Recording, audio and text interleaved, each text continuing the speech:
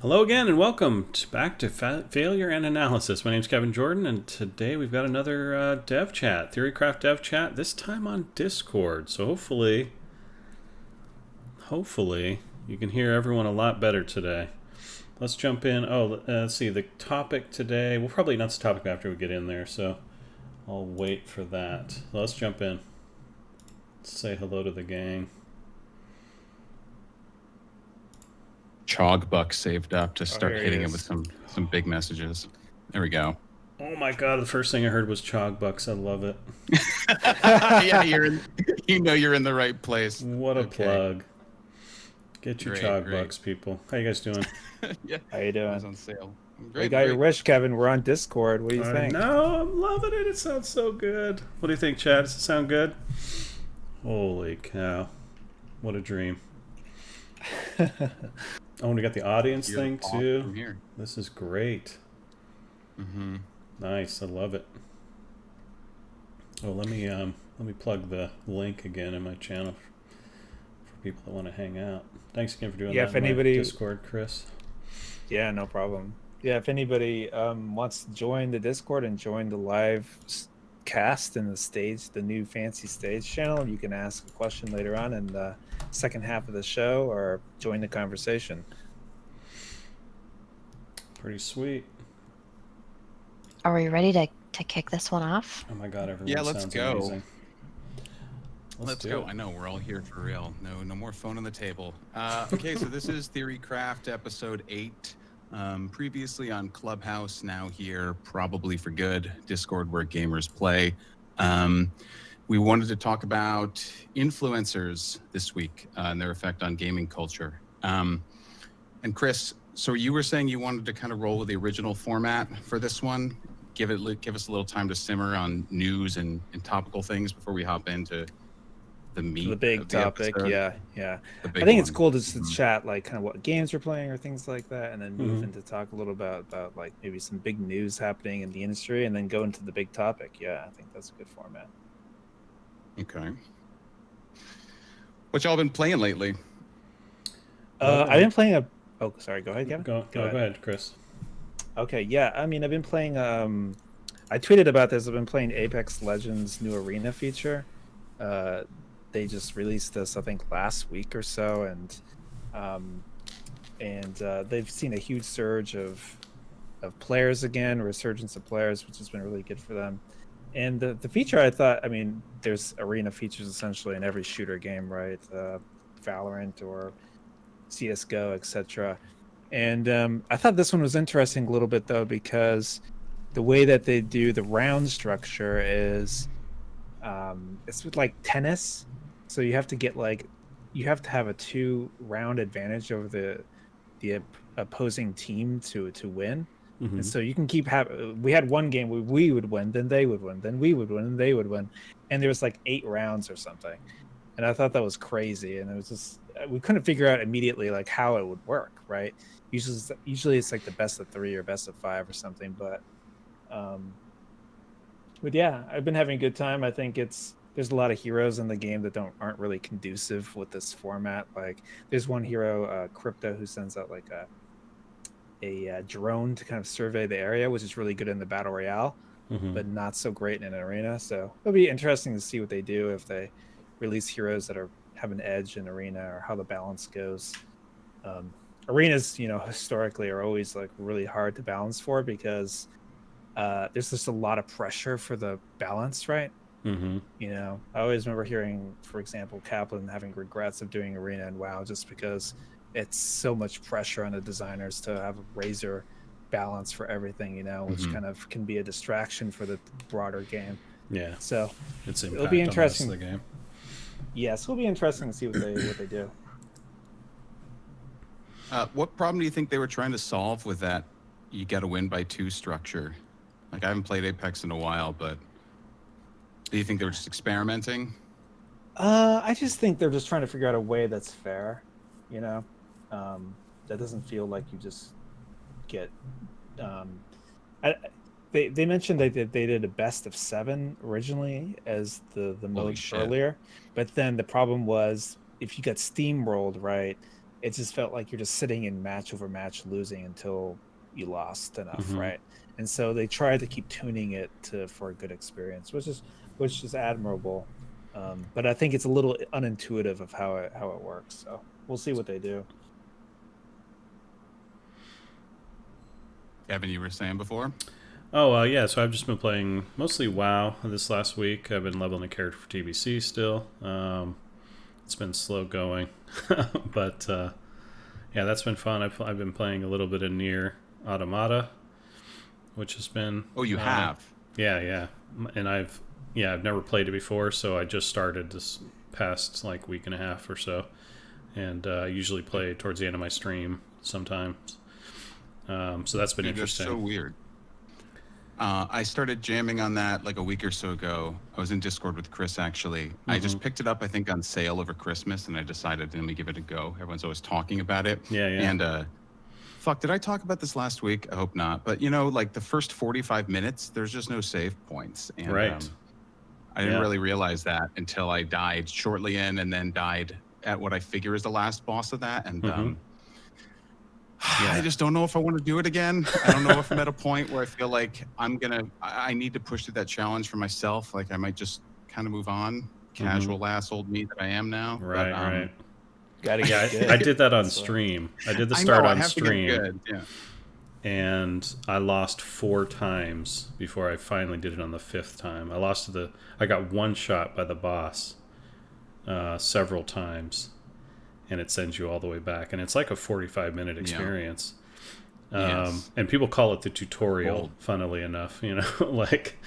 But yeah, it is weird. Like, like I like that it's trying. Like, if the game were more difficult all the way through, like a Dark Souls type of thing that they're trying to do, it would set the tone really well, I think. But the problem is the game isn't that difficult for the rest of the experience, at least to the point where I'm at. So it seems a really strange thing that the opening part is so unforgiving, and then it's super forgiving after that, you know.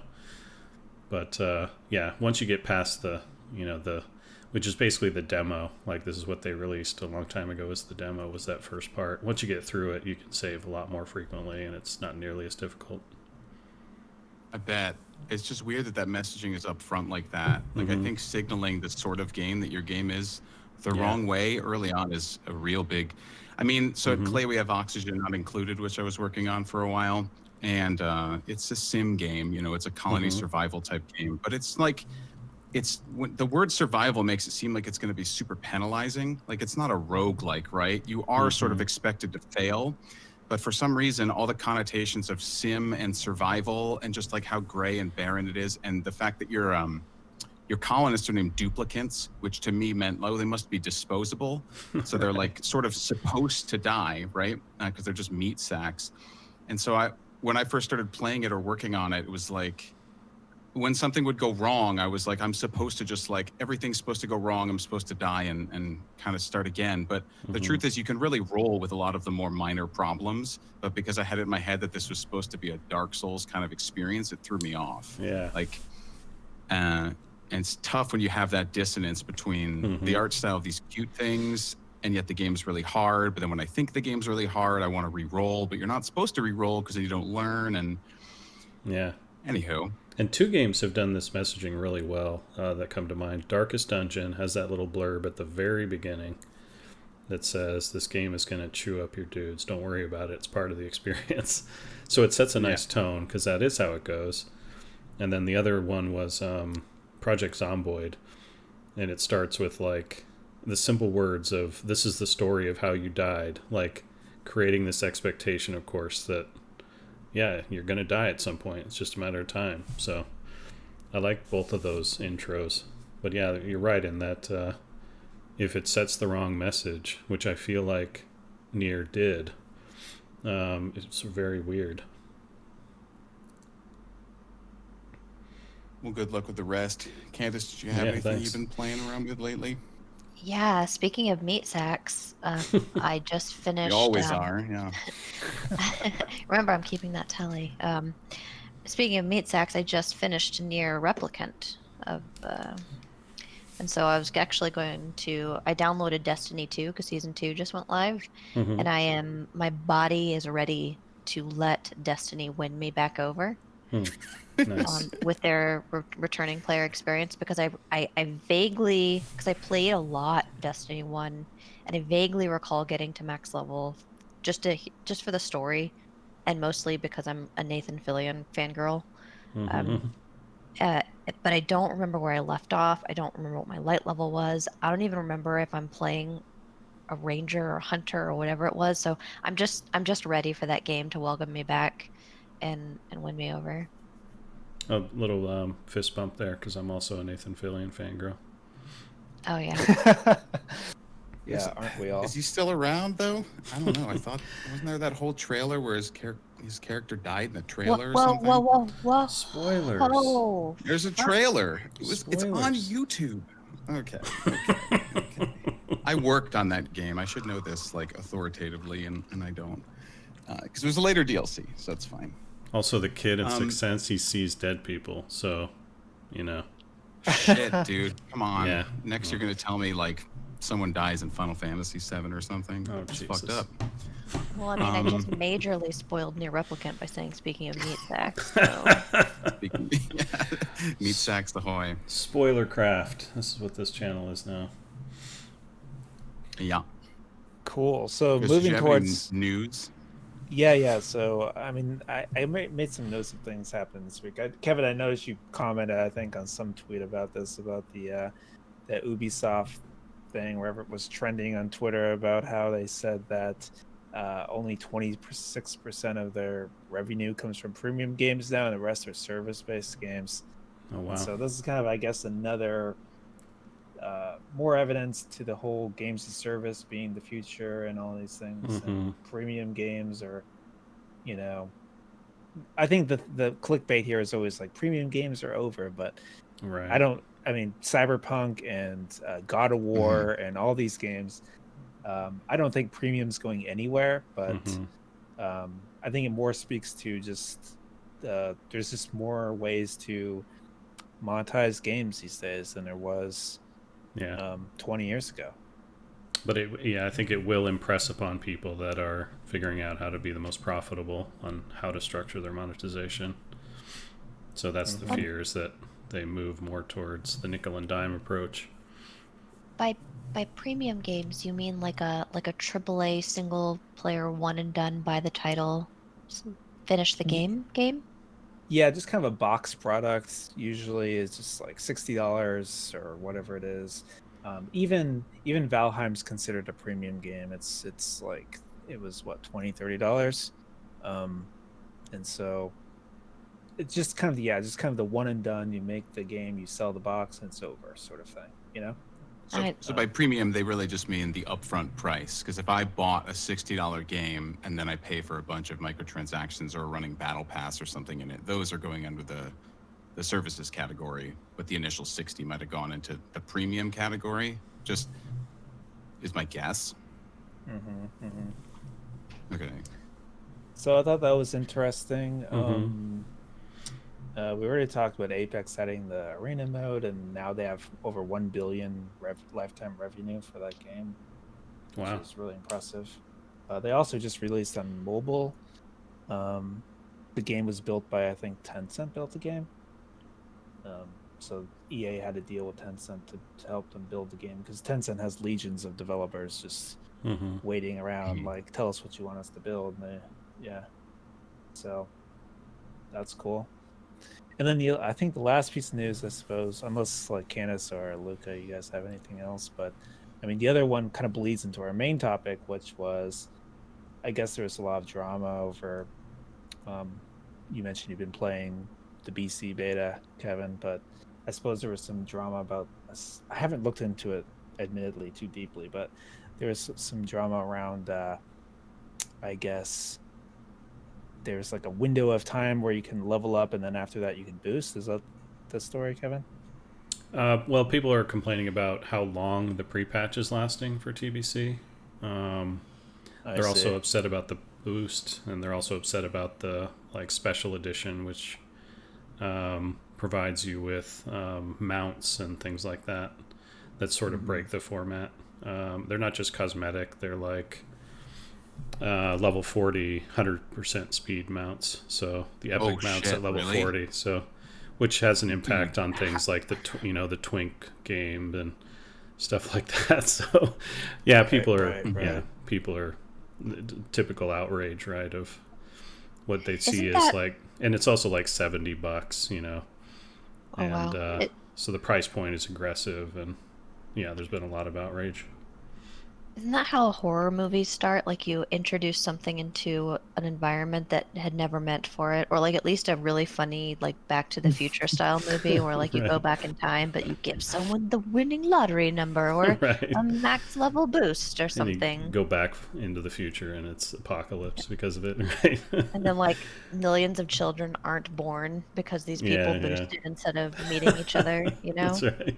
Oh, my chat's telling me that it's not 100% until 60, so some are saying it's scaling or something like that. I don't know exactly, but yeah, I would be shocked if they let that through in that form. It'd be pretty freaking bad. I feel like a lot of the messaging around the BC premium packages they offer coming out, it really confused me. Like after I spent more time reading about it, I was kind of less outraged. I mean, I'm probably not going to end up playing it either way, but like the way they announced it, to me just made it seem like you're going to have to pay to go forward into it, when really they were announcing a bunch of things like you could pay for, right, but that you're going to go forward into it, as just the basic experience. Like that's going to happen. It felt like, I don't know, they maybe should have led with sort of like, here's a bunch of extra stuff, but don't worry, you're automatically going into BC and the adventure continues. Instead, like they didn't say that.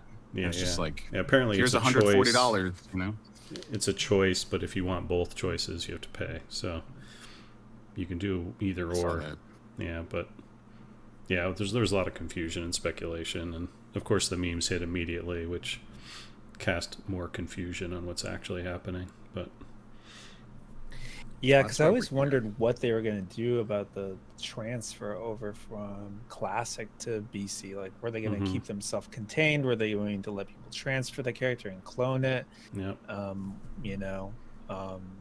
Where did they still land? A big question. Yeah. Basically, it's as I was saying, it's a choice. Like for each character, you make a choice. You decide whether or not he's going to go forward in TBC or stay in Classic. If you want to also do the other thing that you didn't choose, then you pay $35 and you make a clone of your character, and you get to do the other thing as well.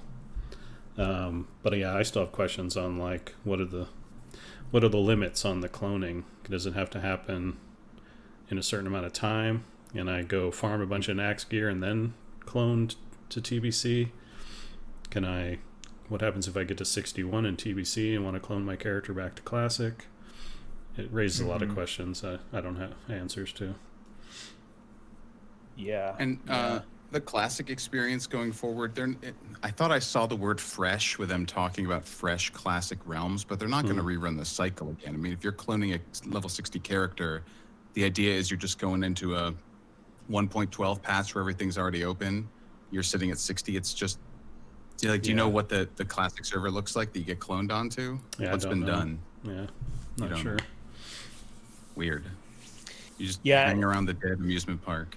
And I looked kind of. There was some other news too. I think it was this week where the Blizzard did its earnings report, and what was interesting is just that they did have a lot of churn with subscribers and MAUs and player numbers, but the revenue was still pretty stable or higher. It had gone up, and which and is so really you can. Which you could really deduce that too is really there's this concept in game development which is called the average ARPU, which is the average revenue per user. Right. And that is a really important number to have because, how much money do they make from a WoW subscriber over a year? Usually, traditionally, historically, it was over just really the subscription. But today, it's more complicated. There's more mounts. There's more other little added services. And this is part of that, right? This whole thing with BC. And so they want to leverage the excitement of BC coming out with more kind of added services or mounts or whatever it is that you could buy, right? Yeah, and the hope was for the classic community, I think, anyway, was that the game would have enough support that it would, like, enough people would show up that the game would then get support in some sort of Classic Plus type of idea, or they put a real team or half a team on it to now support this community that's large and invested, and they want more stuff, right? But what happened instead was that, or what it appears to be, is that now this group is large, and so they're being seen as something to be monetized rather than supported with content. So that's the other big part of the disappointment, is that this kind of money based stuff is creeping into the experience rather than the love and care of what the original idea was. I mean, it's complicated too, because it's just like, I'm all for if they want to add little premium things or collector's editions or mounts or whatever, if they don't ruin kind of the intended experience, right? And then it's also complicated because this was an experience crafted by developers years and years ago. Yeah. That you want to kind of honor, right? Right. And so that also complicates it. But yeah, very much. Yeah, it's like the frame I always try to put this in is you're an up and coming writer who does comic books, and they hand you a mini series with Batman in it, right? And it's like, you don't get to just throw guns in his hand and start blasting away. Like, you have to. You're entitled to do your own thing, but you also have to respect, where the character comes from and all the work everyone else has done to that point. So you have to pay reverence to that at the same time. So it's a really fine line, trying to figure out how much is, new and novel and fun, and how much of it is just exploitive and, someone trying to be that first person to do a thing. What if Batman's gun shoots money, though? That's pretty canon. Oh, sick, yeah. Yeah, also, Ben Affleck's Batman with guns in the Snyder Cut is fucking awesome, so it can work out, too. Yeah. I have to agree to disagree on that one, but yeah. Okay. And so really this kind of brings us to our main topic, which has to do with influencers and the relationship with games, because another big thing this week has just been I don't know, some people would say, just increased animosity or discontent with the state of the game. I mean, I feel like this happens every expansion cycle at some point. Everyone gets angry about something, but usually I think it's a little content. Yeah, exactly. And so I think a lot of it has recently just been critique on just different system design or choices. Asmongold had his whole rant about the BC topic that we were just talking about. And so, I thought it would be a good thing to talk about, just because in the past we have talked about, player relations with games, which has to do a little bit about influencers, but influencers definitely have played really an important role for the image of a studio or the what the developers do on a project. Kevin, Blizzard's always had this value which they call the donut theory, where at the center of the donut is kind of the enthusiast player that you kind of want to keep in mind when you're building out the game. You're not necessarily building up for the hardcore, but you want to make sure that it's a game that resonates with them, because if it doesn't, then the broader market won't be attracted to it, because really the influencer is the one who tells everybody else hey, this game's cool. And I just talked about this yesterday on my stream. Got it. Okay. Yeah, and so anyways, and that's really kind of the idea of the influencer too. It's really, they're the ones who, I was funny because I was talking with some influencers today, and they were telling me they really hate the word influencer, and I hate it too. But somebody called me that in chat today, and I threw up in my mouth a little bit. Yeah, exactly. And so, I mean, I think there's a lot of things to talk about here too, because even as a developer, a lot of times the influencers sort of videos or opinions and stuff can be sort of, I guess, weaponized with internally. People will say, hey, look at what this guy's saying, we should change this, or people used to defend their designs or whatever. And that's also really interesting. And so, it's a really, you got to see really working on World of Warcraft in a big game, Kevin, before this thing really was a thing, right? And I mean, I did too for a little bit. So what? Yeah, kind of. Maybe we could open with your thoughts here. Yeah, it's really interesting because I talk about like big streamers and YouTubers, and the value I would have seen way back in the day. I still believe I would have killed for the ability to watch people so readily jump into the game and react to all the things that had worked on, and just to see how they're reacting. And obviously, the big thing for game developers is game designers is you have to translate, right? You have to translate everything you're seeing into usable information. It's not just, oh, he hates that, remove it, or he loves that, do more of that.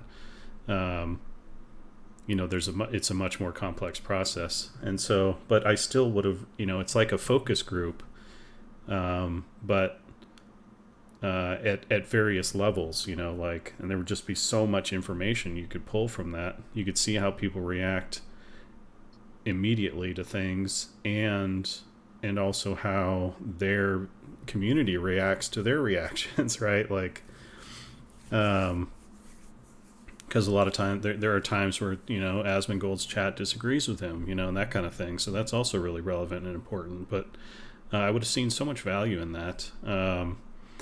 Talking, routinely to the influencers. Like, I still feel like a better approach is that community manager layer, and we talked about this on a previous, Theorycraft chat. But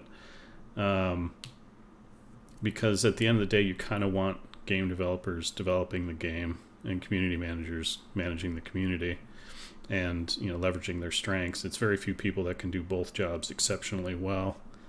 To communicate with big, important people.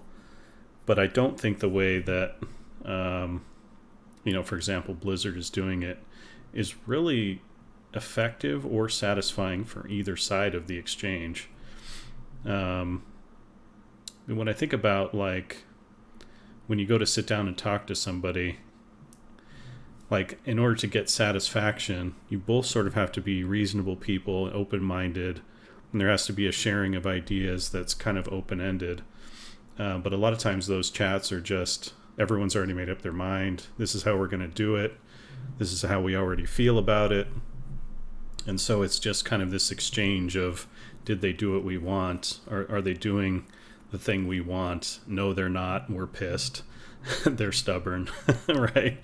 And so both parties just kind of leave unsatisfied. And so I worry about, that's the format that's been used, and it's I don't think it's going to yield very good results. And maybe the better approach is just back to that sort of, the blue post info dump of, this is what we're going to do, this is why we're doing it, and you guys can react however you are. But and then having more community manager discussions, to, like, maybe just listen to people's complaints with that sort of promise of your feedback will be passed along. I'm not sure, but that's the way it used to work, and it definitely freed me up to just make the game the best I could and not have to worry about, everyone loving it or hating it. So yeah, it's a tough one. You touched on something really interesting about community managers and influencers, because I feel like community managers have training on messaging and empathy, and they're representing the company, and so they have to be, very, like, positive and constructive, and really try to, like, take all of that constructive feedback out of someone that might just say, the game sucks, I hate it. And they have to have that empathy and say, well, tell me more about it. Tell me about what you don't like. They have skills at placating as well, right? Like, certainly. And that's required sometimes when someone's just throwing a tantrum. And I feel like influencers have no such restraint on, or constraint rather, on their interactions with their communities. Their communities are already bought in on who they are. Yeah. And so it's really interesting. It feels like delegation of community management to influencers. But the part that's wild to me, and forgive my ignorance here, but my interaction with influencers or community not community managers, but like I guess just popular streamers or community influencers is always like, I will get a rush of angry DMs on Twitter when they don't get an invite to an alpha or a beta. And it will be a sob story. It'll be, so and so got an invite and I didn't, and what are you going to do about it? I have more viewers. And um and sometimes they'll even say like, this is so bullshit unfair because this is my livelihood you're taking away from me. If I'm not the Yeah. first person streaming, then there's like this whole world of shit that I was never exposed to until Right. I had a Twitter presence in 2016. Mm-hmm. And it's heartbreaking. And what also is wild about it is that, so there's this whole thing going on under the hood that sometimes the developers are either sheltered from or ignorant to. But then there's also this weird, so when you think about it, it's like, well, they're going to give beta and alpha access to people that would probably speak favorably of the game. Does that Mm-hmm. ever happen where they give it to people that are just roasting the game the whole time? And so No, like, and they use that as a means to keep people in line, right?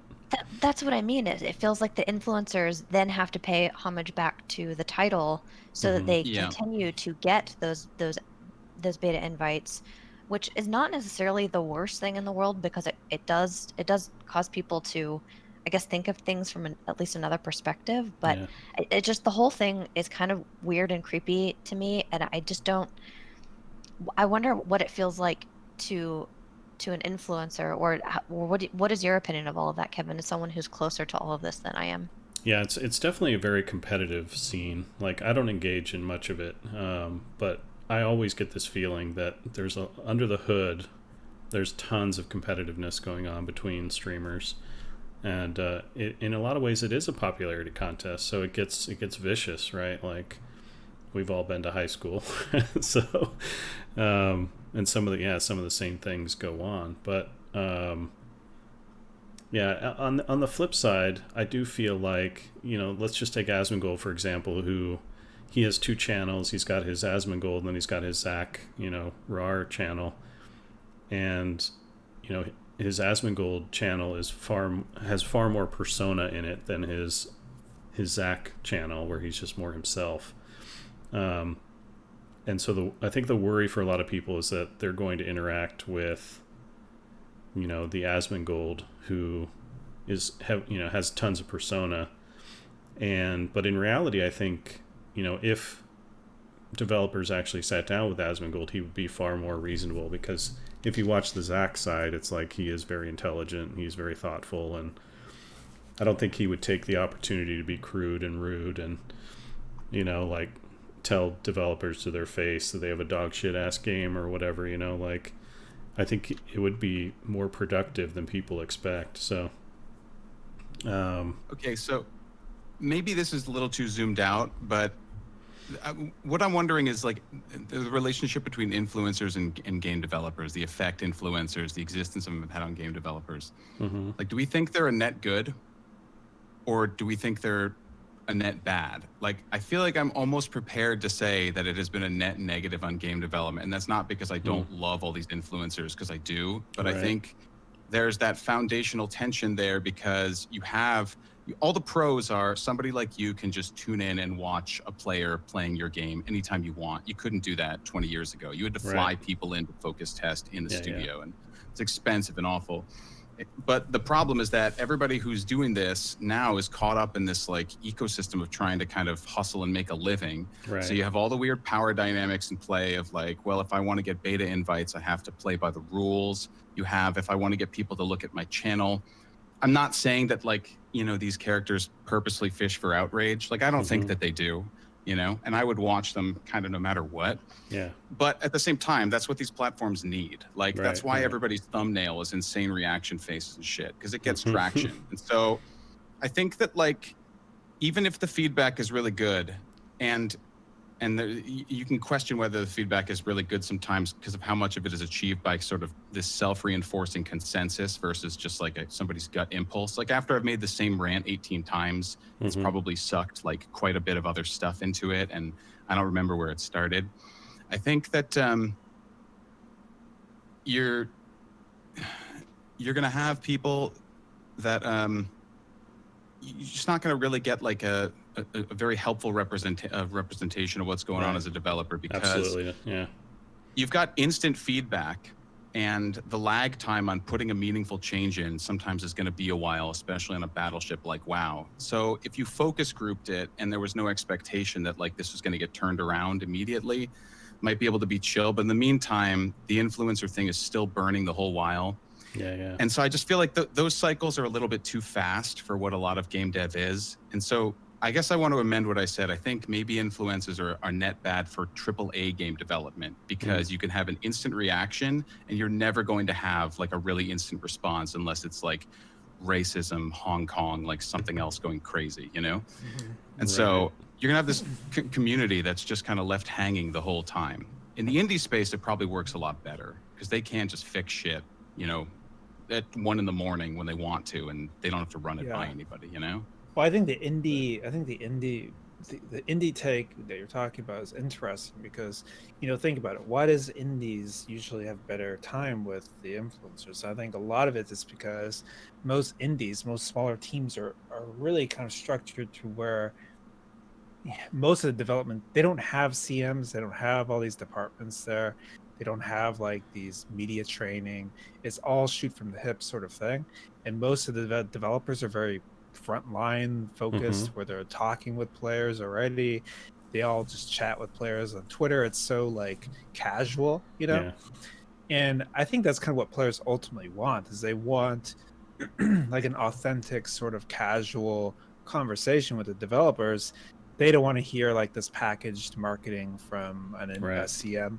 Not to say that all CMs are just sort of, you know, not authentic, but I think it's more rare to have a CM come off or kind of have the same sort of conversation with the player that a dev has, you know.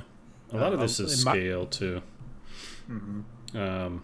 Like the size of the communities are almost always better in small sizes, right? And that it's more intimate. You can talk with the devs. The people are more reasonable. They're just excited to be part of this community, and you know they're more respectful. And then the community size grows, and the voices get disproportionately loud. You start to see the extremes. The people that are massively pro and massively against, the game, and those are the voices you start hearing because that's what gets the hits, right? And then everything gets much more difficult. And also, again, the interaction between, like, the developer gets the most use from that reasonable group that's in the middle of the two extremes, but they lose the ability to interact with that group. And this goes back to the influencer side. The influencer side is typically, collecting communities that are pro or anti and extreme one way or the other. And what the developers really need are people that are in the middle that are more reasonable to talk these things through.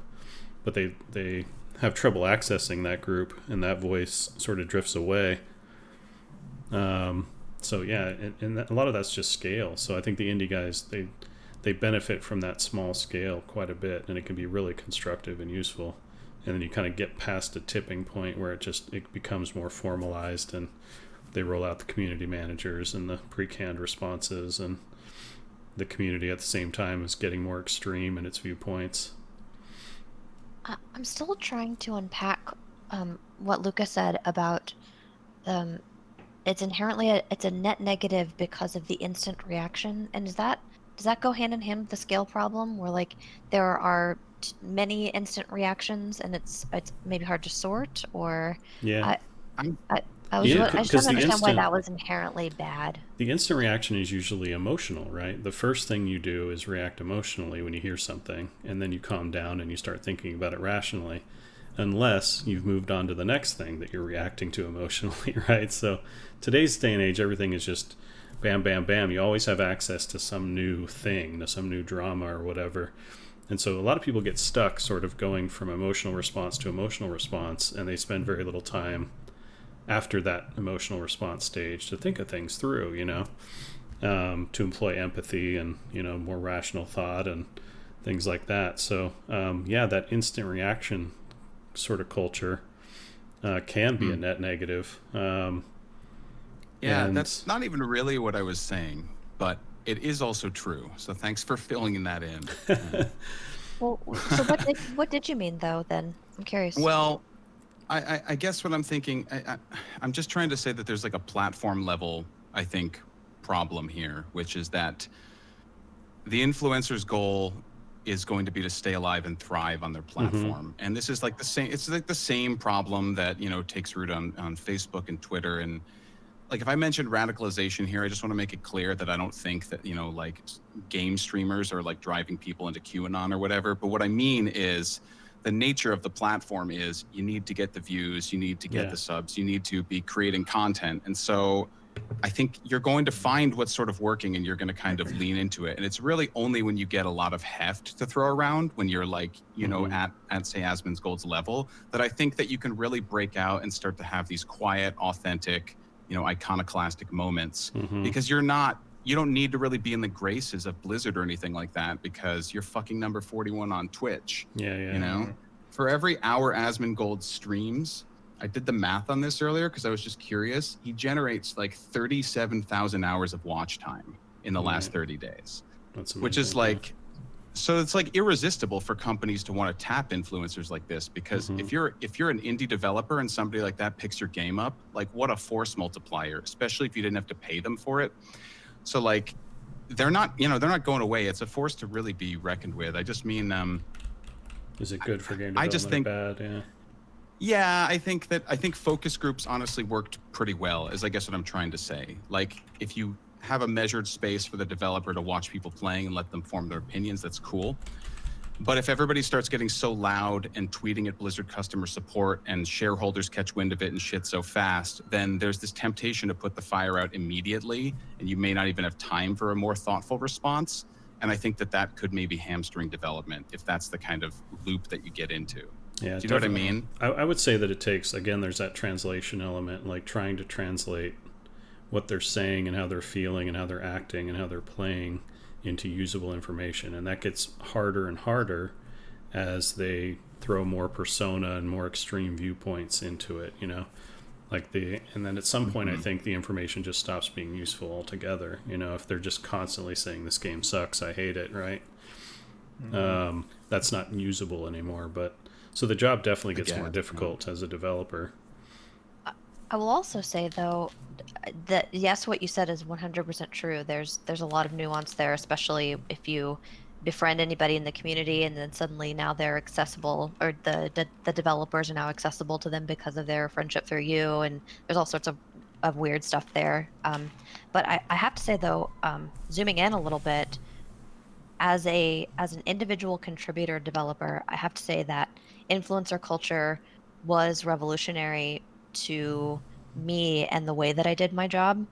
And it's less influencer culture as it is like just the emergence of Twitch and of YouTube and communities that form around. Like I would say that the first influencer, I guess, that changed my career was Wowhead. You know, like they had that presence and they had their guides, and for two reasons. One is when you work on a game like World of Warcraft, suddenly your entire resume is on YouTube. And if you need like to put a portfolio out, it's like not only will you find an in-depth analysis of your raid boss or your quest line as a YouTube video, but you'll find someone who tells the audience that it's the most brilliant fight that they've ever been part of, right? So there's like that part that was really, really cool. But then also like, let me zoom out and tell you a story about nipples. So Great. I once had a raid boss that the model of the raid boss, he's like a chest up kind of guy. His name was Chromog. And he like fights you by like pounding his fist. Like you're the size of maybe like a cockroach and he's looming over you and you only see him from the chest up. And he didn't have nipples apparently. And it's not something I had considered about the model. I didn't consider him a mammal or requiring nipples. I didn't think about like the anatomy or the physiology of what, you know, that beast was in the game. But the problem is they didn't have nipples. And the entire feedback thread on the forums was, where are the nipples? it dominated the entire conversation. I could get no useful feedback out of the official post forum thread because he didn't have nipples. Right. And Mm-hmm. there's like only two things in the world now that I learned that can derail an entire feedback thread is like one, the absence or presence of nipples on a boss. Because then they started talking about what does have a nipple. Like a dreadlord has nipples. Why do dreadlords have nipples? I have a lot of follow-up questions, actually. But You're go ahead. welcome.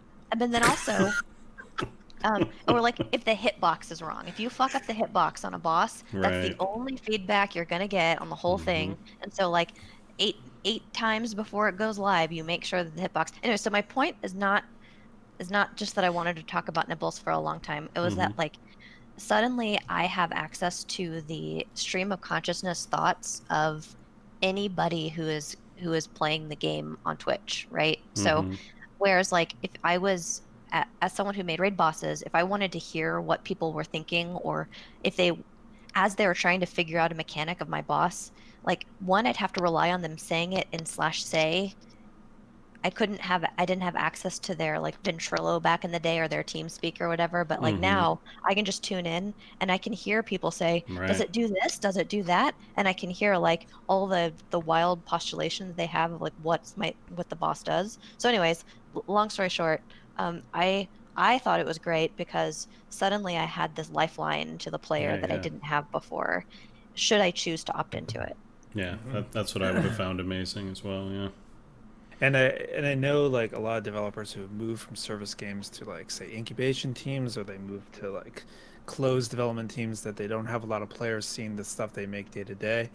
And it's like you become like a Borg who leaves the collective. It's like you just don't have this resource anymore where you're hearing the players give you feedback constantly, and you get used to having that working on a live service game. And it's awesome too because you get to hear like instant feedback of something you create. You get like reinforcement of it. If they're happy with it, it feels really great. And it's like why you want to make games. It's why you're a game dev, is to do those sort of things. So Yeah.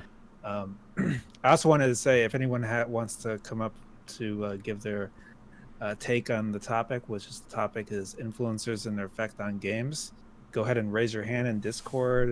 It's at the bottom to raise your hand, and then we can bring you up.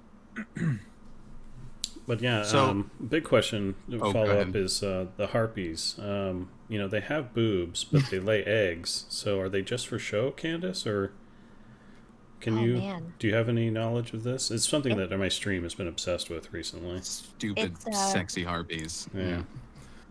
There was long ago. There was a bug. Did we ever tell the fantasy game Fantasy Ice joke? It's not even a joke, but like there was an iceberg that was like thicker on top than on bottom, and someone bugged it. Like that's not how icebergs work. Like icebergs should be like whatever. And someone nabbed the Amazing. bug, meaning saying it was not a bug. Like and then declared that it's a fantasy game and there's fantasy ice and ice can work however we want it to. So my answer there is that That's right. if we want them to, they can both hatch and then breastfeed their chicks, All right. There and you we go. have 100% ownership over that. There we go. See, we're trying to apply logic and biology to a fantasy world. I say we. I no longer work for Blizzard. I don't represent Blizzard in any way, shape, or form. Glavesan, With what's game up, man? developers. Yes, hello. Okay, so I joined in that, and I just had to keep quiet that whole time. Oh, was yeah, like- no problem. I was completely enthralled. But I'm okay. So okay, so I have to say, what would you say the positive aspect of influencers having an impact on a gaming community would be? They can Well, be they can spread positivity for sure, right? Like again, it's kind of like a force multiplier, and I think the problem with like the benefit of being able to watch somebody playing your game on stream, as Candace did, as Kevin wishes he could have, is immense. And so I just kind of want to keep refining my like influencers are bad for game dev take into something that is more like it becomes a problem when it's an influencer versus somebody playing the game with a developer watching. An influencer is like someone trying to necessarily keep their platform up. And I think the temptation of developers to use influencers and players playing the game for exposure instead of collecting feedback is kind of where things start to distort. You don't bring people necessarily into a focus test because you're hoping they're going to advocate for you. You're trying to get notes, but Yeah, I you mean, want to see. positive communities can spread too. Yeah. Yeah.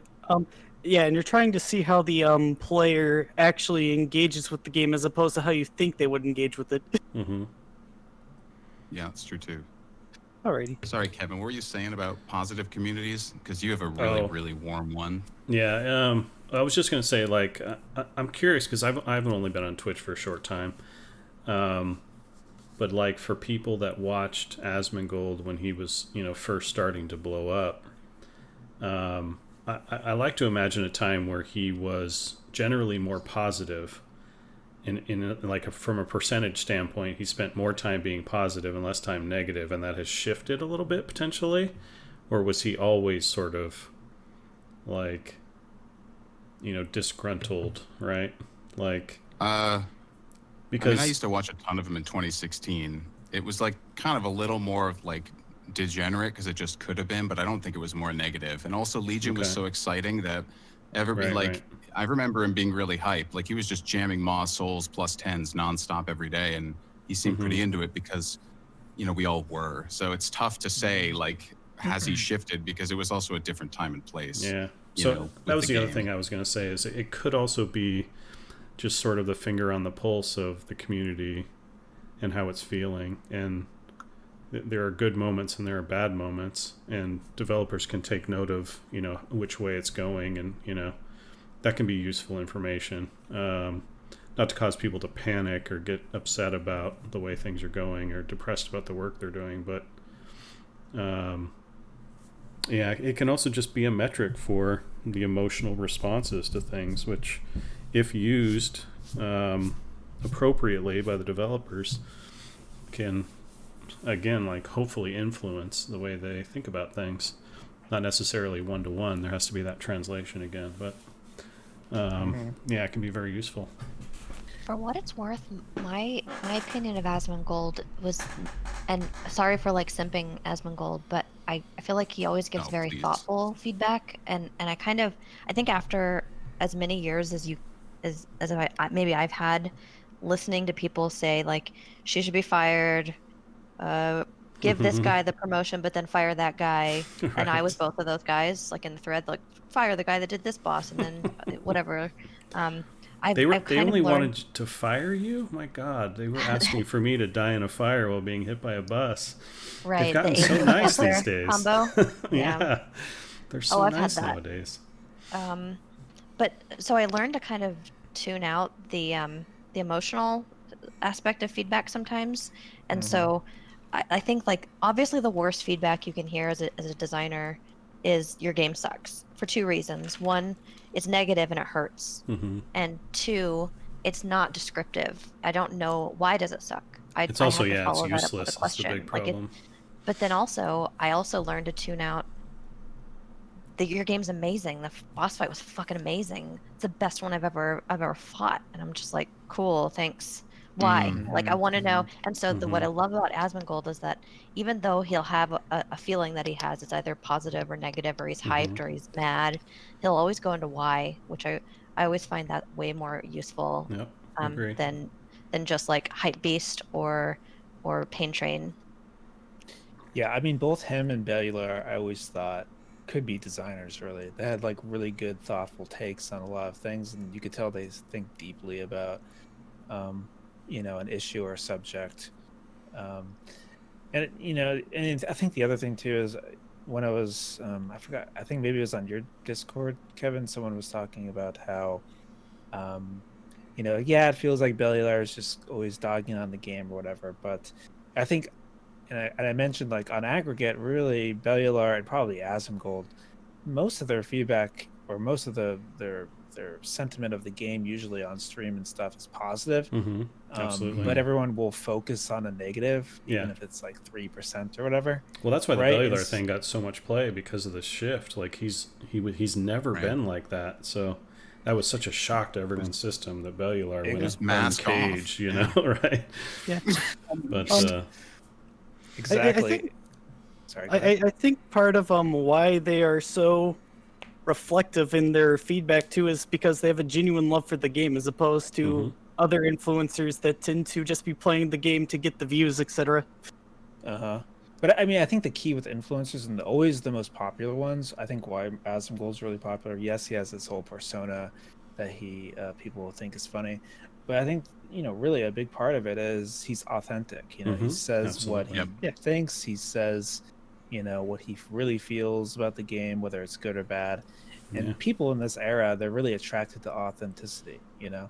And I think it can be challenging for the influencers, especially when they're unhappy with the game, but they need to be upbeat on their stream, because if they aren't, people aren't going to tune out from them. In the short term, being kind of bombastic or a drama queen or whatever on your video or stream or whatever can get attention. But if you do it too long, people will start to go away, because really ultimately the people watching them are fans of the game and they want to hear about the game. They don't want to hear negative things all day. True. Agree. There was this dude in BFA that, I don't remember his name, and don't go hunting for him, but he made these review videos and they were just flatly negative every single time. It was like the fucking TMZ of like World of Warcraft news, It was like, and I could not tune in to this guy after like 2 or 3 sessions, even though I agreed with a bunch of his points, because after a while it was clear that he was just trying to be negative to keep the engines stoked. And I don't feel like Asmongold is overall, negative. I feel like he's generally like a really positive person, but the stuff that ends up tracking and gets visible, and this is why I was saying like sometimes influencers can be problematic, is like all it takes are 1 or 2 unleashed videos or like some twit longer to really go wild. And most of the time I don't feel like the WoW devs are going to be sitting there being like, 90% of his content this month was just him chilling with the boys and like doing transmog contests and mount offs, and that must mean he was having fun. Like they might not even put eyes on that at all, and then all it takes is like within this sphere one tiny piece of bad shit to go viral to like enter the discussion in a major way. Well, we brought up 2 other people to the stage too. Let's get them a chance to speak. First of all, I got to get going, and it was nice chatting with you all. It was good asking questions, and I'll catch y'all later. I'll give Arthi the stage here. Thanks, No Glaive. problem. Thanks, Glaive. Thanks. So, good morning or good evening, whatever it is. Loving the show so far, by the way. Appreciate the opportunity that you're doing this on Discord. It's really amazing. To kind of add on the whole Asmongold situation, especially judging by what's been going on in the last week or 2, something that he brought up in his tweet longer, I think, but kind of that's something that I think Sloopback was during his interview with Morgan Day, that there's a little bit of a disconnect between the what the devs are doing or planning and the intentions in general and what the community wants, and that there's a little bit of it's a bit of a problem, because the community has wishes and plans and their thoughts that often are very much fueled by these big influencers, because they say, the game would be so much better if X, Y, Z would be changed. And that might be completely against what the developers are planning, but and probably for fair reasons, because another problem I think is that 90% of the silent audience, the silent player base, is not really encompassed with all the thoughts and takes of the big influencers, because they're just high level oriented, high level PvE, high level PvP. So that kind of falls under the table. Sorry if I'm rambling a little bit. So that's all right. Basically what I'm saying, kind of the disconnect between dev intentions and thoughts and the wishes the community has, and especially fueled by influencers, that whole process I think is a little bit more extreme recently. Do you guys think that's somewhat accurate, or is that something that should be addressed and can be addressed at all? I don't know if it can be, but it has to be addressed by each individual developer. But yeah, one of the common argument strategies is this should be changed because everyone feels like I do, right? So it's something you see all the time, and then influencers then kind of collect that and make it even worse, right? It's influencer said, and he has a bunch of followers, therefore it's true that everyone believes this thing. So, but developers, if they're doing good and right by the game, know how to translate that and understand it's not really everyone who feels that way, and it's their job to look out for all the different groups that aren't getting to weigh in. Yeah, I think I wanted to mention, because I read that twit longer that you're talking about, and it he had said something along the lines of like, well, the devs are either are ignorant, not like stupid. Like stupid would be an insult. Ignorant is just a fact. Like you either know the facts or you don't, and that makes you ignorant. Or they're like tone deaf. They're like willfully ignoring us, or they're accidentally ignoring us, and that basically both of those answers are unacceptable to the community. Yeah. Is but how I'd summarize what he said, and what is interesting about that as a developer is like obviously nobody goes into the office and pours work into something for a couple months and says, I can't wait until people fucking hate this. Like I'm gonna ruin their fucking day with this. Like you don't I mean maybe sometimes you make that mythic boss and you're like, yeah, I'm gonna ruin their fucking day. But like you don't actively try to make people hate your game whenever you make it. Okay, explain days then, explain that. But what another thing that is kind of challenging to the the flow of information between the community and the developers is that like the community will overwhelmingly say we want this thing, and then the numbers behind it, like if you look at what people are actually doing, they sometimes portray a very different message of what the players want. And so it's really hard to reconcile that, like whenever, like emotionally it's really easy whenever you're, especially when you're in, like when I was a hardcore raider and there was like the 10 versus 25 man debate, and I was the only person, it felt like I was the only person on one of the sides of the debate, and like it was very emotionally important to me, but then also like the numbers just didn't line up with my emotions, you know what I'm saying? If I may interject there right away, that's something that bothers me personally as a player a little bit, that all these performance metrics, I'll just call them, all the data behind all the dev decisions, as you just mentioned, the 1025 rate decision making, all that stuff. All that this data, of course, it's important. It's very important for the devs, and they make great use of it. But it's completely unknown to the player base, and I don't think there is really a way for the community to kind of get their hands on outside of some third-party tracking sites, let's say Radar.io for high-end plus statistics, if we're just talking about World of Warcraft. But in general, it's just it feels so it's basically a black box for the player base, and I'm kind of thinking that it might be a little bit better if some of that data, or a good chunk of that data, was available to public. But since I'm not in games personally, I don't know if that's on a business side like completely no go that you open up your player data to the community.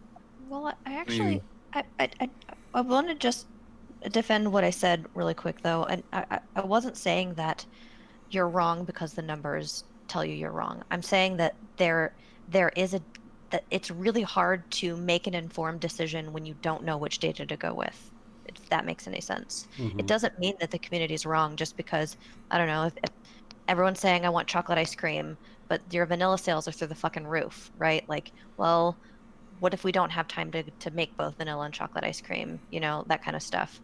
But I wasn't saying that you should ignore those people, or that they're wrong, or that wouldn't be a huge opportunity to start selling chocolate ice cream. Like what happens if now suddenly you start selling chocolate ice cream and your revenue triples because now you've invited people who don't just eat vanilla ice cream, like, so I just want to say, like, it's not as simple as looking at the numbers, and it's not as simple as listening to the community. But what you can do as a developer is make the conversation easier to have between you and your community, so that you can solicit the kind of feedback from the people who would have wanted chocolate but didn't post that on the internet, right? So having like having many avenues that you can discuss things with your players and having surveys and having just get more information than you need, reach out to the player and have a meaningful connection with them in every language, in every region. I feel like that's the actual answer, is that your numbers are wrong, so you can't rely on your numbers, but you can try to make your numbers right. I mean, I think that one of the biggest problems with with Blizzard and the community right now is just the community doesn't understand what the vision of what the developers are doing. Right? There's a disconnect there. It's like, what are we trying to do here? The developers have one idea, and the players are trying to interpret that. And the players, if they're not told of what's really the vision, what we're trying to do on the project, they make up their own story of what it's supposed to be. And usually they make up that story based on historically what it's been, right? Like, and sometimes the vision shifts and no one gets a memo. No one says like, hey, we're now trying to do this instead of what we used to do. Now we're trying to do like, part of the goal of the game now is to do a big system each patch or something. Well, we didn't get the memo there. Like, no one told us that, right? And that's your job, really, is the leadership of the team, is to constantly tell the players what you're trying to do, what you're trying to accomplish, what your goals are, what the vision, the idea of the game is supposed to be, And when you don't do that well, there's a disconnect, and players are just like left out. Like, what are we trying to do? Like, what are you trying to do here? Yeah, and the players, when they're left to their own devices, will assume, again, like Candace said, and the Twitlonger said, it's either malice or incompetence. Those are the only two answers that the community can typically come up with.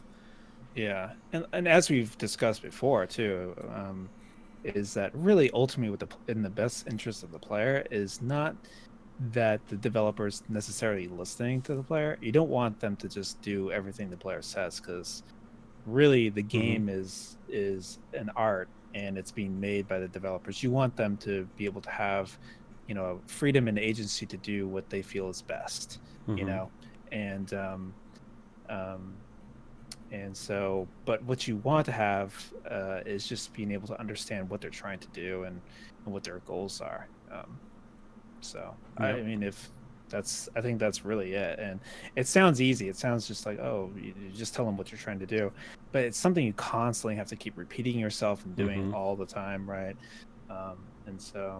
And it's very complex. Yeah, as Candace spoke so well too, as well. Like, the process is so difficult of getting developers and players on the same page. Because you mentioned, Lythe, that like, give us the data so we know what you're basing your decisions on.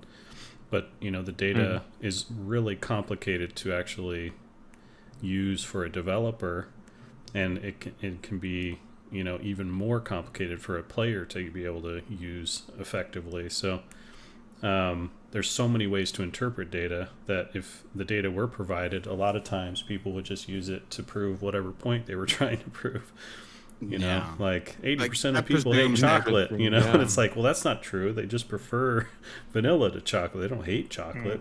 So, it's like, again, giving them sometimes access to information doesn't always work out, because they end up just weaponizing it against, common sense. Yeah.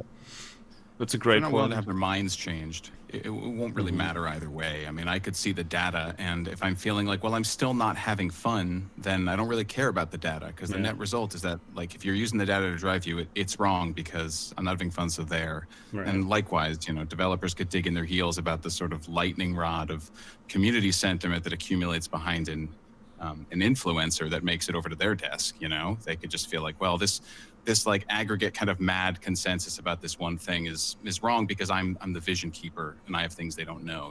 Like, people have to be good faith actors and willing to have their mind changed before transparency can like meaningfully do anything. Just putting it all out there in the open is not going to necessarily fix stuff. And Blizzard's never going to do that. Good question, though. Want to give Red Dawn also a chance to. Yeah, I didn't want to interrupt with my question. No, go ahead. Discussion was good, but I wanted to kind of like build off that. So when you see this data, or perhaps the game dev has a vision that will build into a few patches, how exactly would you go about when someone like Asmongold, that has an incredibly powerful influence, that can quite literally change the public opinion? So for example, with his twit longer, in live chats, the narrative went to, maybe some game devs weren't doing as good of a job, maybe they just happened to miss the mark. It's quite literally now it's either incompetence or malice. Like it was one or the other. And then someone like Limit Maximum, who has a smaller influence, was kind of pushing back on that idea. But even his chat was then arguing with him and just taking Asmongold stance. And it almost puts the devs in like a impossible position, because you're either gonna do something that goes against the public opinion and then get raged at more, or you just give in to what they want, and maybe that wasn't even the right choice to begin with, and now they're still mad. So like, how do you even deal with these situations where influencers have so much power on public opinion and I guess public desire for games? Well, Kevin, I mean, sorry. you at least try to cure your ignorance, right? Like if it's either ignorance or malice, or sometimes it's just not malice. It's just there are impossible factors like time or the impact on the overall game or like whatever.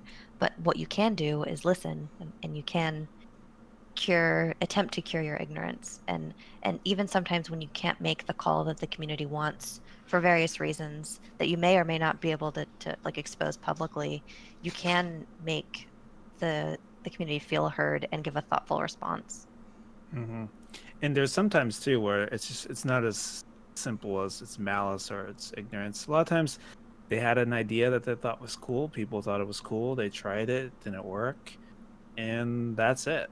There's no sort of hidden conspiracy or thing they're trying to do. It was just honestly making games is, I hate to say this because people say it stupidly sometimes, but making games really is hard, and WoW is one of the hardest games to make, and has a really vocal and passionate player base, and so not everything you're going to do is going to be a home run, right? Like I've made many spells that I deleted the next expansion. I was like, whoops, didn't know what, that was a bad one, whatever it is, right? And so yeah, and I think what you spoke about earlier, just the vision, you have to go back to the vision. You test these ideas against the vision. Are you living up to the vision? Have you moved away from it? And so the absence of vision, especially amongst the team, but also again conveying it to the community, can help a lot with this. So like a lot of it's target hitting. Like you come up with targets, and if you hit your targets based on the vision, then this is what we set out to accomplish. Now players don't like it, and we take that on board for the next phase, whether that's a modification of the vision or we press on and try to polish it as much as possible. But having that vision to bounce it off is really important, and it also just conveys. It puts it on the player base to accept or not, right? And sometimes that is actually good in terms of like let's just say people complaining about the drop rates of legendaries or whatever it is. You can say, well, we want 0.5% of the player base to have a legendary, and so if it's at 0.5% and everyone's complaining, well, you can just tell them, well, we've hit our targets, so this is our intent, and then maybe some explaining of why we want legendaries to be that rare, and then it's kind of up to each individual player to say, well, that sucks, but I understand, or or I agree with the principle, and I'm sad that I can't have it, that kind of thing. But where you get into trouble is people don't understand what you're trying to achieve, and then they start guessing because you haven't communicated your vision. So well, I guess sorry, no, go. Well, I was just thinking this whole conversation about the effect of influencers on game development, just to make sure that this isn't just like some giant phantom, argument or scenario that's happened here,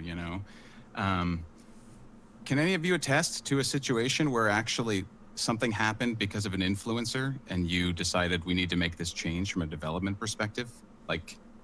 And I mean, not necessarily because you just watched somebody playing the game, which you could have approximated with a focus test back in the day, but there is a surge of popular opinion behind a personality and you're doing something different with the game. Because I've never had that actually happen to me, and I'm kind of curious. Like, this has happened, right? Can anyone point to it? You want to drop any nuggets? I'm trying to think of some good examples, but I mean, there are many, many examples. I mean, it would happen probably every week, almost probably. I would see, for example, the Shadow Priest revamp that I did before I left the WoW team. I would keep refreshing YouTube for new videos on Shadow Priest to see, what they're saying about it.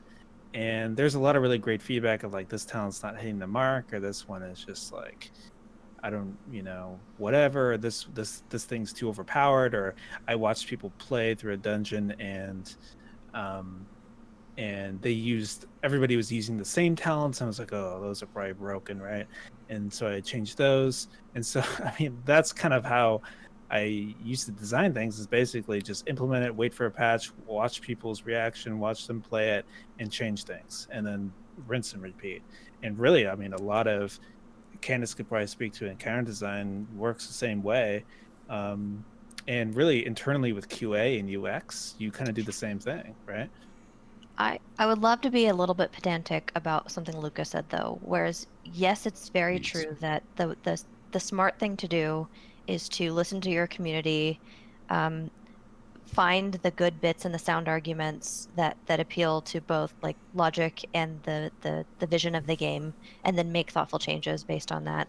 But I think what Luca had said was like specific to influencers, and because they had such a megaphone, right, because they had such a loud voice Right. and a far reach, did you do Yeah. anything disproportionate for them? Which is, I would say, anybody who gives a sound argument that changes my mind is treated equally, though that's also unfair to say because the influencers get more uptime, they have that megaphone. But I don't think it's because of the megaphone that we would make any sweeping change. It's not like, well, so and so is going to, Right. Oh, that's a good point. host a 10,000 person gnome rush if we don't do this thing. Let's respond to the terrorist attack. Like I can't point to one of those kind of Mm-hmm. decisions, if that makes any sense. No, I mean, all these terrorists. That's a good point, Cass. It's like, yeah, to be clear, it's like we don't make. I don't think. I mean, in my You don't give experience, it I the didn't. demands. Well, no, I don't think anyone really made decisions based off. Let me see how many followers I have, and then maybe I'll do it or something. It's more of just really what a good designer does is they grab all this data, and the data comes from different people, different influencers, whoever it is, players, forums, your mom, whoever it is, and then you kind of ruminate and think about those things, and then make a decision yourself, right? It's not about like trying to create a poll and see what hits the highest, what polls the best, and then change that. Like, that's not how you want to design anything, right? But yeah, that's a good point to say, Canis. Yeah, I wanted to give Nano also a chance to take the stage and ask a question or a comment or something. Yeah, sure. Thanks for pulling me up. There's I have like a few thoughts, and I'll try to like synthesize them really quickly. There's one thing that in Preach's interview with Ian that threw me for a loop a little bit. Preach asked a question about scaling, the gearing scaling, and basically the idea was that he felt that the scaling was out of whack compared to how it had been previously, and I felt the same way. That was actually one of my biggest issues with Shadowlands, especially in the PvP realm, is that it just felt like the lack of gear was more apparent than it ever had been before. And especially in PvP because the like template stuff had been taken away. But Ian's answer was it actually hasn't changed since Wrath, and I couldn't quite square the facts of what he was saying, which I believe, and my feeling in playing the game, because I felt the scaling being very off, and it was off-putting to me, compared to what the actual facts of it are. Oh, pick So, me. yeah, you can jump on that. So yeah. I think that both of you can be correct, factually accurate at the same time. I believe that the gear level scaling can be unchanged, while yet there is a band of item level that can be disproportionately powerful or unexpectedly powerful, especially given a covenant ability that basically negates all of your cooldowns, or is maybe new to the expansion. And so I think that it's actually I think it's two parts. One, someone blames the item level scaling when maybe something else is wrong. And two, someone says, no, the item scaling is perfect. And both of those people are correct. Yeah. And I think that some of it, there's like benchmarks too, right? Especially with secondary stats where like you can hit a certain level of haste that like allows you to start doing more things that you otherwise couldn't. Mm-hmm. And you just like the 13 item levels was the big difference there. Uh, or Divine Toll is just super good, and when it procs, you just instantly die. That happens too. And that's just a great example of like this is curing your ignorance as a developer, right? You hear something, but and instead of maybe hearing the the essence of what someone said, you take it at face value when they're saying it's the gear. And yeah, I mean maybe it's the gear, but maybe there's also something else. Mm-hmm. And so actually Ian's response is really smart. He goes, the gear is unchanged, but if there's something I would like to know. And so and he said he was going to check up on it from what I recall. So not to like simp Ian or anything, but I think that it was construed as he dismissed us by saying that gear is fine, when really he said it's not the gear, and then like maybe in parentheses said, is it something else? Yeah, you can simp Ian. I'm okay. I actually am one of the rare people, and apparently in the WoW community, that actually likes Ian. Uh, at least what I know about him. But the other thing I was gonna say is, there's been a big push in the PvP community for solo queue. That they feel that solo queue solves a lot of the problems in the PvP realm with, looking for group not being useful and can't find games and all and like the lower participation, which I don't even know if it's true or not. And I've always felt like that's wrong, and would make it worse. But I don't speak out about that because it's such a popular opinion that I don't want to be on the opposite end of the zeitgeist, essentially. And so like I can get the idea of like, okay, I'm not going to do the popular thing that everybody wants to do because I think it's bad, but how do you get to the place where you're like convinced that, it's actually on the other side and the people are right? Sorry, to be clear, your stance is that you I, think I would I would solo be queue against wouldn't solo help, or I oh, would be okay, against solo queue in part because I think it's another example of the game being pushed away from group content, which I think is the core value proposition of WoW. right. I mean, yeah, solo queue is something we've talked about, I think, a couple times on the show, right, guys? And the thing is, my view on it is just that I am skeptical of that solo queue would be, a net positive. Mm-hmm. Just because there's a lot of challenges when you do solo queue, which is just that you're putting players together who don't know each other, and WoW has a lot of the meta is really important. Like what comp you have is very important, and so does the matchmaker now need to understand what optimal good comps are. Like if you get matched with, if you're a caster cleave or something matched with or sorry, you're matched against a caster cleave and you have like two warriors and a priest or something, you're gonna be like, what the hell is going on with this matchmaker, right? Like those making a matchmaker already, even when there is no classes, when it's just about skill, is challenging in itself.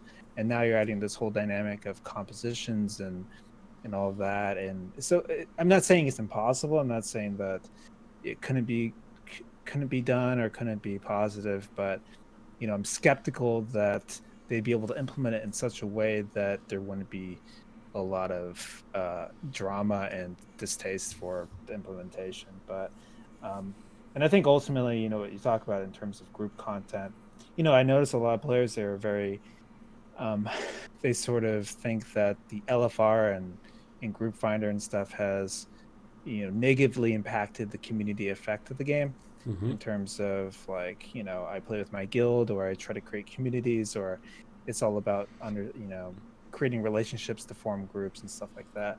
And so certainly the more kind of click a button I get matched into a group sort of systems you add into the game make creating that kind of community feel in an MMO in a virtual world more challenging. And so that's kind of what I would say about that.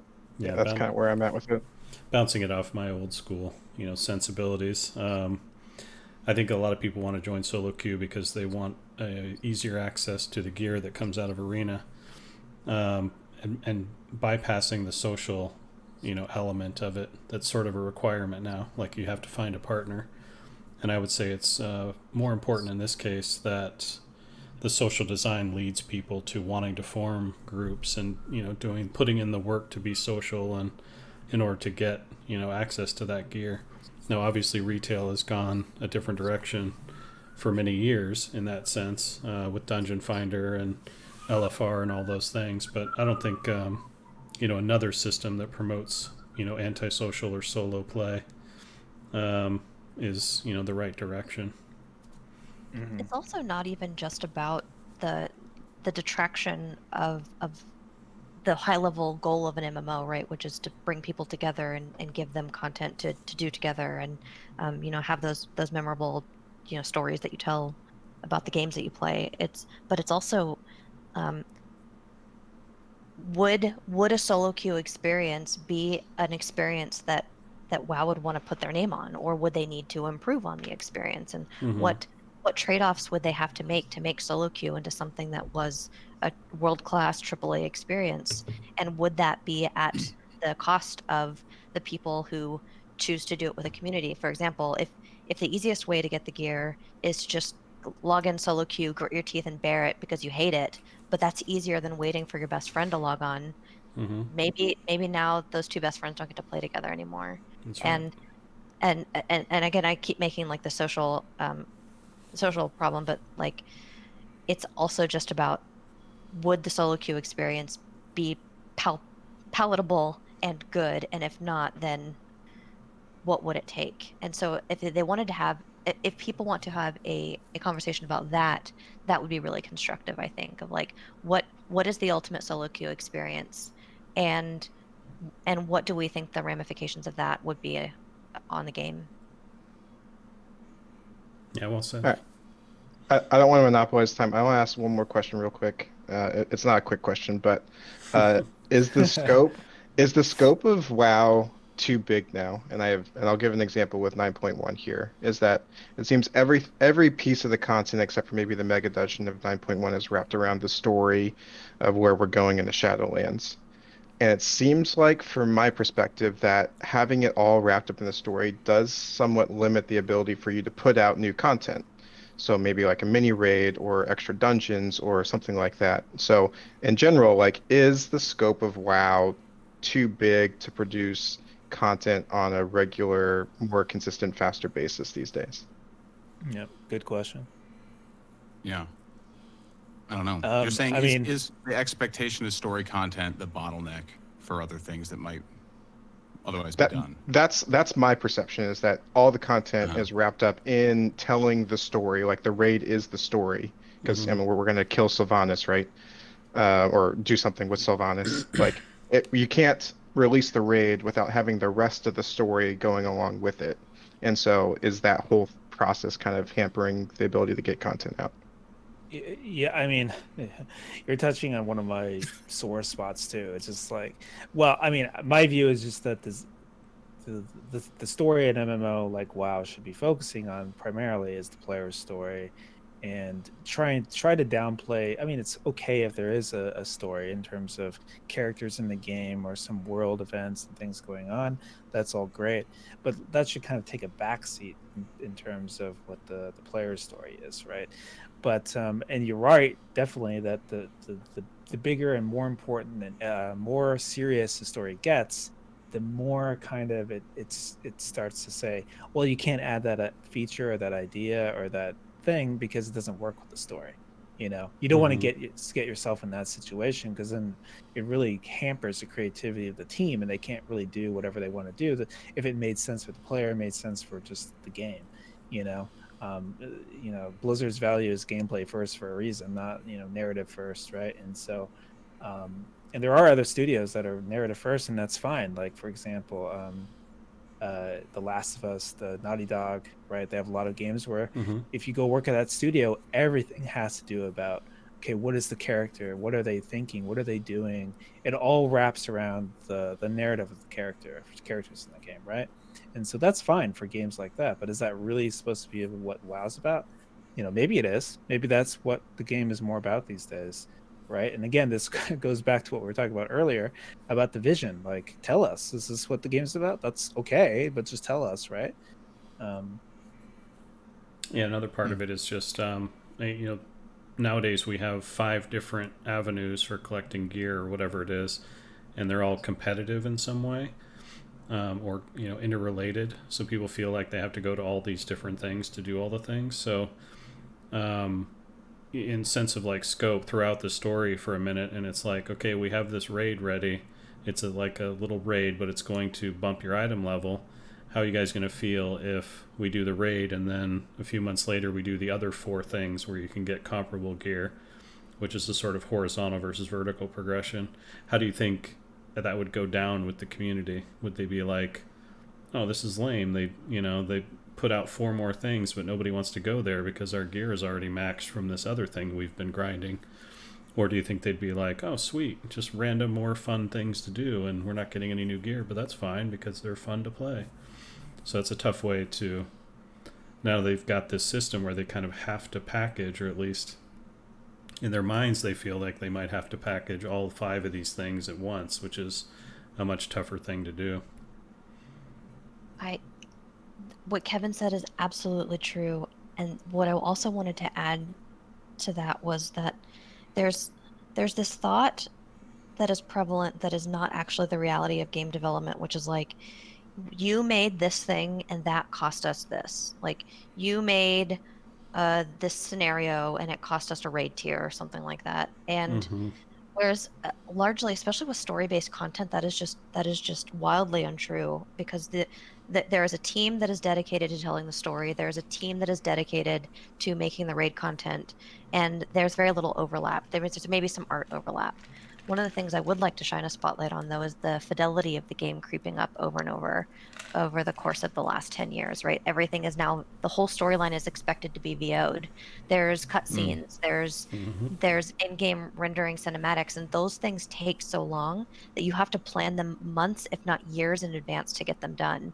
And so once you have that scope, you lose all of that flexibility to add and tell all the stories that you want to tell, because now you have to express it in a very pipeline heavy way that eventually you just run out of time, because casting and directing and recording VO takes fucking time, Yeah, it right? does. It's a And big one. so I just wanted to challenge the notion that, like, that one thing necessarily costs from another thing, when really maybe some of the things to look for is like, how has the complexity of the game scaled over time?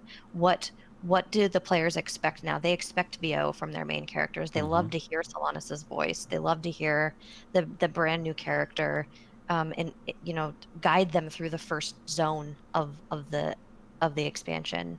Um, and on top of that, there will be a new feature that they try to add, like artifacts or whatever, that will take like a significant chunk of just time to develop, and not necessarily resources from one department or another. I think that really perfectly wraps it back to the Coronano's question. And I think we're going to actually call it here, folks. It's been an hour and a half. So thanks for hanging with us for our first time on Discord Stages. I hope it was a bump-free ride. We'll be back here next week, doing it again at 6. And but hang out, chat in the channels, ask us questions anytime you want.